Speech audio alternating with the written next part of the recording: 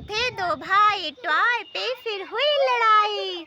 झगड़ा सुनकर मम्मी आई, दोनों को ये बात समझाई। कभी न लड़ना चुन्नू बेटा, कभी न लड़ना मुन्नू बेटा, बात मम्मी ने सिखलाई। गाइस, तो समर ब्रेक स्टार्ट हो गया है और ये चुन्नू मुन्नू की लड़ाई तो हमेशा होती ही रहेगी। और साथ में ये लोग इतने शैतान हैं कि इनको संभालना भी बहुत मुश्किल है। ऐसे बच्चे किनके घरों में है? Please like share and subscribe. जिनको समर ब्रेक से प्रॉब्लम है हम तो इनको डेली देखते हैं। तो चलिए मिलते हैं इनकी नेक्स्ट शैतानियों के साथ अगली वीडियो में। Bye bye.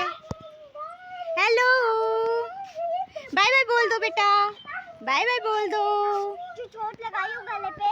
नहीं, मैंने नहीं लगाया। Bye bye, bye bye.